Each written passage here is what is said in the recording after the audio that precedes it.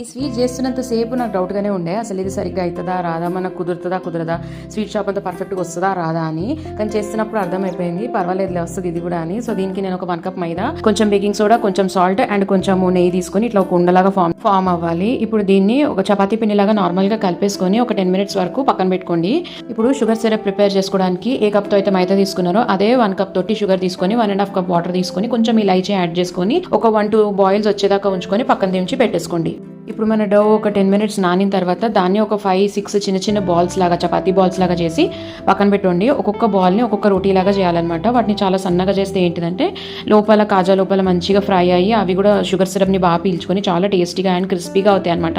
ఇక్కడ ఒక 5 balls prepare చేసి పెట్టుకున్నాను. ఇప్పుడు ఒక్కొక్క రోటీని దాని మధ్యలో నెయ్యి అండ్ కొంచెం మైదా పిండి స్ప్రింకిల్ చేసినట్టుగా వేసి ఇలా ఒక్కొక్క రోటీ మీద ఒక్కొక్క రోటీ పెట్టుకొని ఇలా 5 rotiesని సేమ్ ప్రాసెస్లో ఒకదాని మీద ఒకటి పెట్టి ఒక రోటీ లాగా ఫామ్ చేసుకోవాలి. దాన్ని కొంచెం పొడిపిండితో అద్దుకొని ఒక పెద్ద రోటీ లాగా చేసుకోవాలన్నమాట.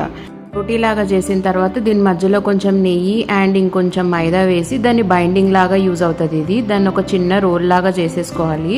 రోల్ లాగా చేసిన తర్వాత చిన్న చిన్న పీసెస్ కట్ చేసుకోవాలన్నమాట. ఇప్పుడు చూస్తున్న విధంగా ఆ పీసెస్ని ఇట్లా సైడ్కి ప్రెస్ చేస్తూ ఒక్కసారి రోటీ బేలంతో ఇలా అంటే సరిపోతుంది. ఇలా పొడుగ్గా ఫామ్ అయిపోతాయి. దీనివల్ల ఏంటిదంటే అవి ఈజీగా ఫ్రై అయిపోతాయి, లోపల కూడా ముద్దలాగా మిగలదు.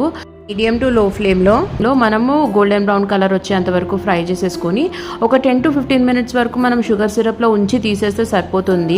అసలు మనం బయట కొనే మడత కాజా కంటే కొంచెం టైం స్పేర్ చేసి ఇంట్లో చేసుకుంటే చాలా ప్యూర్ అండ్ టేస్టీ ఎసెన్స్ వస్తుంది అనమాట. తింటుంటే కూడా మంచి ఇట్లా ప్యూరిటీ తెలుస్తుంది. మీకు కూడా టైం దొరికినప్పుడు ఈ రెసిపీ తప్పకుండా ట్రై చేసి చెప్పండి ఎలా ఉంటుందో. ఇలాంటి మోర్ రెసిపీస్ కోసం like, share and subscribe my channel. Thanks for watching.